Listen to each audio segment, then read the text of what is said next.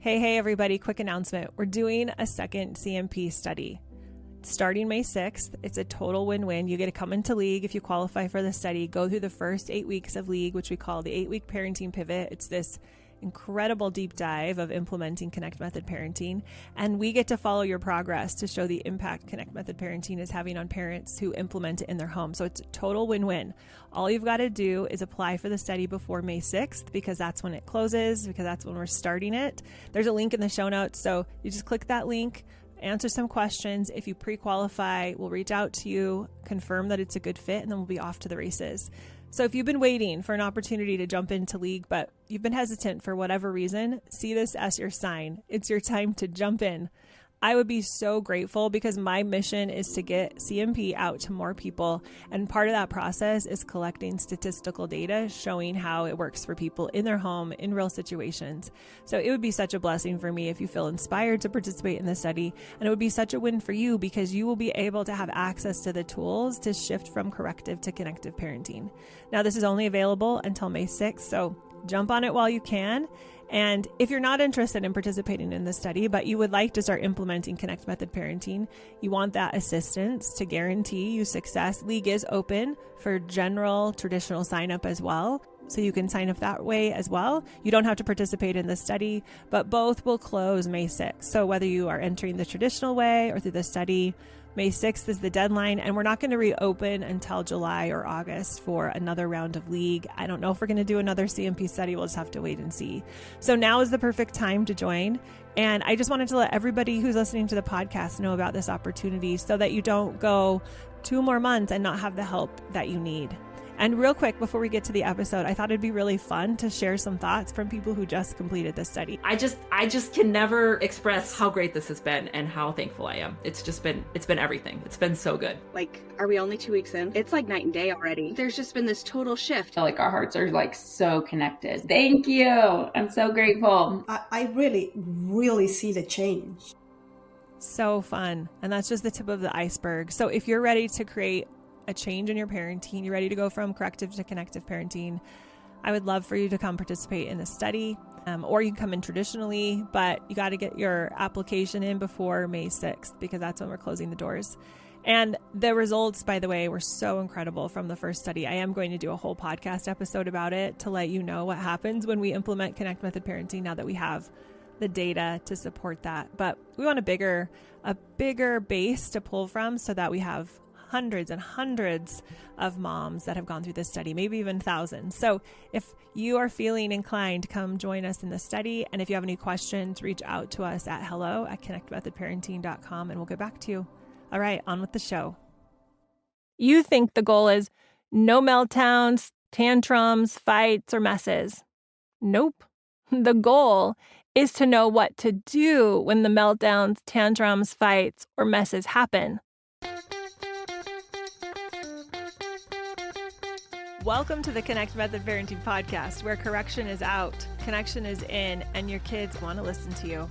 I'm Andy Martineau, creator of Connect Method Parenting, here to help you stay calm, confident, and connected no matter what. This episode is part of a 15-part series where I'm reading from my book, Connect Method Parenting, How to Get Your Kids to Want to Listen to You Without Yelling, Ultimatums, and Bribes, that was published in 2022. I just want to emphasize that word want. We are learning how to get them to want to listen to us, which is very different than getting them to listen to us using consequences, rewards, bribes, ultimatums, timeouts. So I'm going to share this book with you that's going to lay out this foundational framework of Connect Method Parenting, or CMP as I often call it for short, because I want you to learn the CMP framework that will take you from relying on consequences, rewards, bribes, ultimatums, all that corrective parenting stuff, and move into Connect Method Parenting, which is a breakthrough parenting framework that leverages connection as the primary mechanism for influencing children. Now, if you're finding this series midway through, I encourage you to go back to the first episode of the series, Connect Method Parenting Book Club, intro and chapter 1, so you can follow along from start to finish. This series is meant to be a resource for you. And along with this series, I've created a free companion guide designed to prompt you to reflect on what you're hearing and help you take steps to integrate Connect Method Parenting into your life. You can download it at CMP for Connect Method Parenting.works, because it works, not .com, .works/CWB for companion workbook. All right, let's get started with this week's chapter. Chapter 3, Nothing has gone wrong here. If you want to be kind, empathetic, and generous to your children, you must first be kind, empathetic, and generous to yourself. Your parenting report card doesn't include your child's behavior. Great parenting has nothing to do with the child's behavior and everything to do with the parent's behavior. I've fallen into the trap of thinking my child's behavior reflected on my parenting. When my two little girls were 2 and 3 and had simultaneous meltdowns at the checkout aisle of Target, I wasn't surprised when the mom in front of me turned with disdain in her voice and said, "Thanks for making it so my daughter is never going to want to have kids." It just reaffirmed my conclusion that I was a parenting screw-up. I couldn't control my children's behavior like a good mom could. I wish I could go give that younger version of me a big hug and tell her what's really happening when kids have meltdowns. But since I can't tell her, I'm going to look you straight in the eyes and tell you what I wish I'd known in 1999 when I became a mom for the first time. Your kids aren't trying to be difficult. An emotional meltdown is a sign something isn't working for your child, not that you're a parenting screw-up. You think something's wrong with you or your child, but it's not true. Nothing has gone wrong. It's developmentally appropriate. Figuring out what to do when you have big emotions is part of being human. They're right on track. Your child is in the process of growing up and figuring things out. You think the goal is no meltdowns, tantrums, fights, or messes. Nope. The goal is to know what to do when the meltdowns, tantrums, fights, or messes happen, because they will happen. It's part of the maturation process. Here's the truth. Just because they are not melting down, tantruming, fighting, or challenging you doesn't even necessarily mean everything is working for your child. A compliant child could be struggling just as much as the disobedient child. What if the compliant child's way of adapting to what isn't working for them is an internal meltdown of shame, people-pleasing, and embarrassment instead of an external meltdown of tears, yelling, and tantrums? The goal is not to control what's happening on the outside, but to discover what's happening on the inside. The off-track behavior or compliant behavior can mean so many things. Don't use your child's behavior for or against you. Their behavior doesn't mean anything about you. It only means something about them. Get curious and discover what message they are sending you with their behavior. Then you'll know what to do next. What you think is wrong is most likely a clue. What your child is or is not doing on the outside isn't enough information for you to know how your child is really doing on the inside. When my daughter was 10, her temper flared at the smallest thing. She would yell at her sister or snap at me for not making her a snack. My brain wanted to label her as rude or entitled.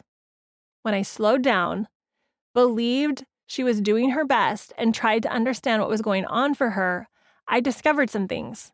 She was struggling at a new school. She hadn't found a solid group of friends and felt behind in some of her subjects. Her nervous system was in fight or flight mode. She was seeing everything as an attack on her. She was constantly in attack and defend mode. This realization changed the way I felt about her. I was able to feel empathy and compassion for her. It changed the way I responded when she was short with family members. Instead of judgment, I felt compassion. The more my attitude shifted, the more her attitude shifted. It was slow, but there was a steady shift. Her challenges didn't go away, but our ability to navigate them improved. Pause. Take a few minutes and answer the following questions. 1. Think of a situation that's currently challenging with your kids. 2. How would things change if you saw your child's behavior as evidence he or she was struggling? 3. How easy or hard would it be to shift your interpretation of their behavior? When I was able to make this shift, I felt empowered. Now I could do something about the situation, Fixing my attitude about my child was in my control. Fixing my child's attitude wasn't. You have control over what you believe about your child when their behavior is challenging. The more you believe they're doing their best, the safer they'll feel. The safer they feel, the more their nervous system can relax. The more their nervous system relaxes, the better they'll be able to think. The better they can think, the easier it's going to be for them to navigate the challenges of life. Regardless of what this does for them, when you believe your child is doing their best, it makes it easier for you to feel unconditional love and acceptance towards them. This feels amazing. How do you do this? You create a get ready for anything plan, and then you practice implementing your plan, fail, and then you practice it some more. Create your get ready for anything plan. First, write down 3 situations that trigger you. Done? Great. Second, start writing a get ready for anything plan. Plan out what you'll do in each of these situations ahead of time. I recommend brainstorming about each situation first. Then write down your step-by-step plan for each situation on a card you can keep in your back pocket. That way, when things get heated and your brain turns off, all you'll have to do is pull out the card and follow your steps. Here's an example. When my child starts yelling at her siblings, step 1, move in close. Remember not to shout from the other room. Step 2, make sure everyone is safe. Remove people or objects if in danger. Step 3, look my child in the eyes. Get down on their level. Step 4, remind myself she's doing her best. If she could do better, she would. Step 5, check to see how I'm feeling. Label the emotion I'm feeling. Step 6, see if my child looks back and smiles or nods at me. This creates a working relationship. Step 7, decide what will serve everyone the best in this moment. Use seen and heard. We'll talk about seen and heard in part 3. Script it out like a play. Practice it ahead of time. Visualize what you'll be feeling. Then try it in real life. Tweak it as often as needed until you start showing up differently. Let them off the hook. I know the love you have for your child is unending, but how you feel about your child is less impactful than how your child believes you feel about her, especially what she believes you think about her when she's ornery, whiny, uncooperative. Can she feel your unconditional love and acceptance when she's acting her worst? Does it feel irresponsible to fully accept your child when she rolls her eyes at you? Does your sense of parental responsibility think accepting her behavior and not giving her a consequence is letting her off the hook? Do you think showing disappointment will teach her to change? I used to think that. Your disappointment, though, it won't teach her to change. It'll teach her she's not good enough. If you want her to learn how to be more patient, kind, and loving, the best way to teach her is to be more patient, kind, and loving towards her. That will teach her more than any words, consequences, or punishment. This doesn't mean you don't enforce your rule. Connect method parenting isn't passive parenting where you have no boundaries or limits. We'll talk about how to follow through on rules when your kids push the boundaries later, so don't get worried. But what's going to be brilliantly shocking to your correction-oriented brain is how much is learned through unconditional love, acceptance, and safety without any need for arbitrary consequences or limits. It's hard to believe that love and acceptance will solve the messes they leave all over the house or the attitude they give you when it's time to do chores, but it will. We tend to get so worried about not letting the kids get away with things that we end up over-controlling them, causing more pushback, not less. The only thing your kids are getting away with when you overcorrect them is not feeling your love and acceptance. Every punishment you give decreases their ability to feel your love and diminishes your ability to influence and impact your children. Let's pause here for a second and discuss. The entire idea that we can't let them off the hook is based on the premise that consequences teach children how to behave, that you need to discipline your kids into being good citizens. See it? The concept wouldn't exist if there wasn't the belief that you needed to use external stimuli to change your child's behavior. Corrective parenting sees the misbehavior and meltdowns as something to fix from the outside in. Connect method parenting sees the misbehavior as something you must understand from the inside out. What's your goal as a parent? To discipline, teach, and train your children to be good citizens using consequences and rewards? Or to inoculate them with so much unconditional love and acceptance, to infuse them with so much respect, love, trust, goodness, and self-confidence that they will be immune to anything that will prevent them from becoming the most incredible human they possibly can. One step at a time. Is it possible to be calm, kind, and compassionate when your child yells at you? Yes, but it takes practice. It is possible if you want it. If you do the Connect method parenting work to retrain your brain and calm your nervous system, eventually, instead of losing your cool, you'll be able to feel empathy towards the child when they yell and simultaneously say no or firmly set a limit to the yelling, all without losing your cool. Your child is figuring out how to regulate their emotions. You're better at it than they are. Remember, their meltdown is developmentally appropriate. There are days when you slip into being your child's worst critic. There are days when you step into being your child's greatest cheerleader. Connect method parenting is a dance. Give yourself time to learn the steps. The more you practice the dance of Connect method parenting, the more comfortable you'll get at it. And the easier it will be to dance it, even when the situation feels off and your child or partner refuses to dance. Warning. Your brain is going to try to make every failure mean you aren't good enough. It's going to tell you to quit, that this whole CMP thing is not working and never will. But here's the truth. It is working. One step at a time. The change is happening, even if it's happening slowly. Acceptance and safety.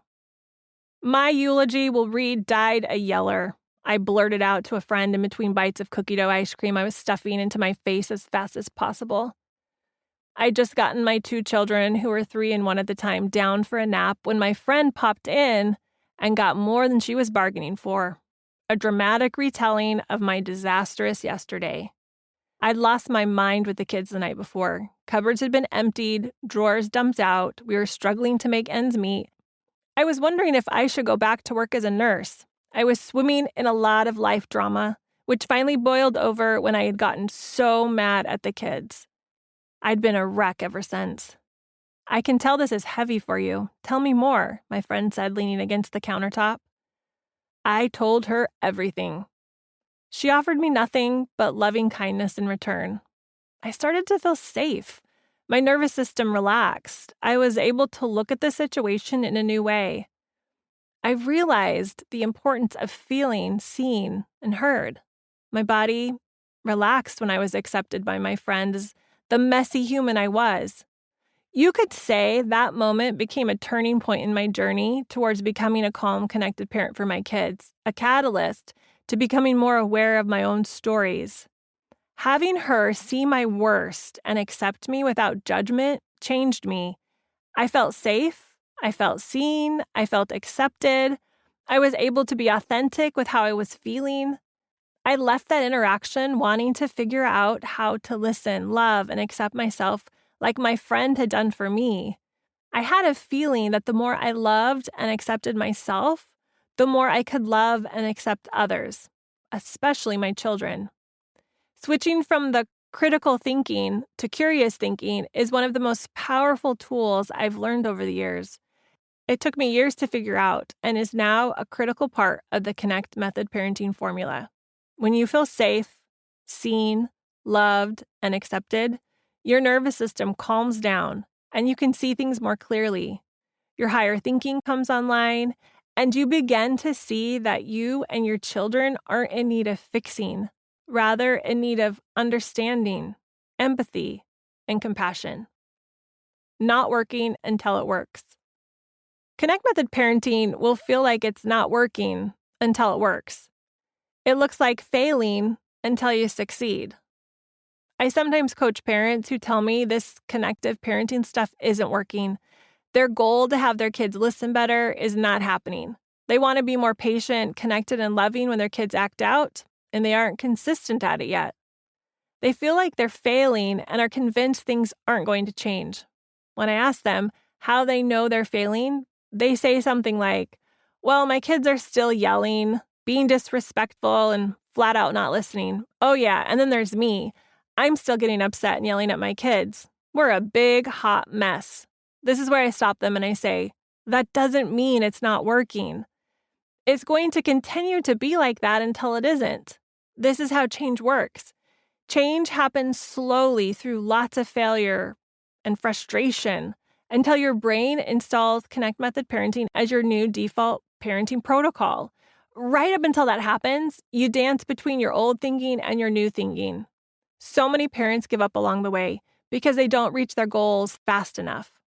Imagine you're on a flight to the Bahamas. 5 hours in, you knock on the pilot's door. The pilot opens the door. You. Excuse me, but this isn't working. The plane must be defective. I thought we were going to the Bahamas. Pilot. We are going to the Bahamas. You. Where's the water, the waves, the beach? Nothing on this plane feels or looks like the Bahamas. It feels like the opposite of the Bahamas. Pilot. You won't see any of that until we get there. Bam, there it is, the truth. Everything is working perfectly, even though nothing feels different yet. Your brain thinks Connect Method Parenting isn't working. Your brain tells you to give up, to stop.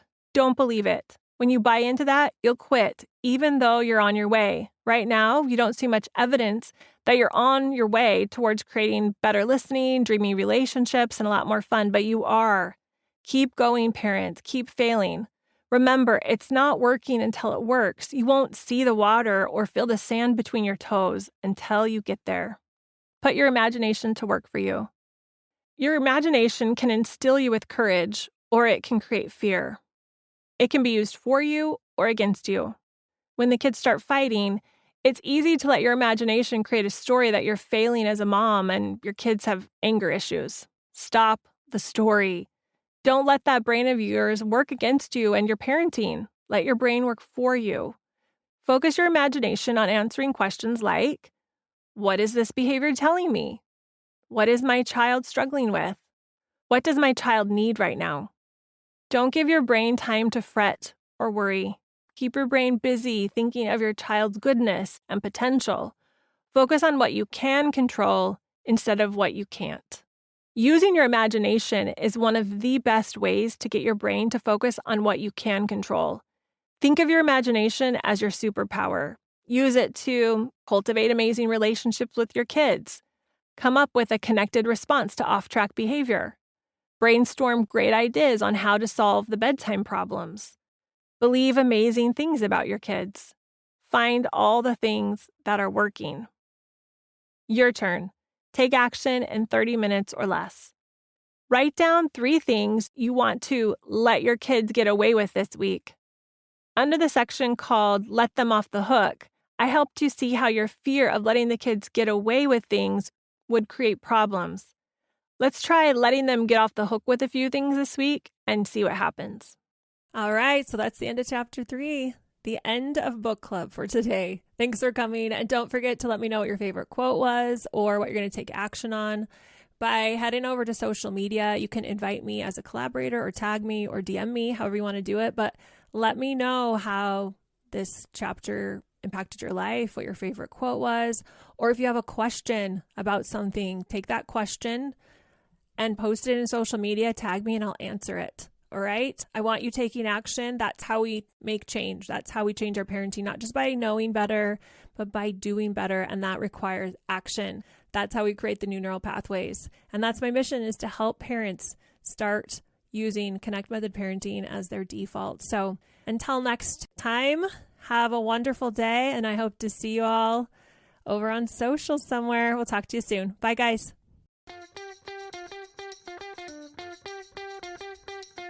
If you enjoyed listening to this podcast, come check out League, my Connect Method Parenting coaching program, where we take this material and we apply it using my proven formula. Head over to cmp.works/join.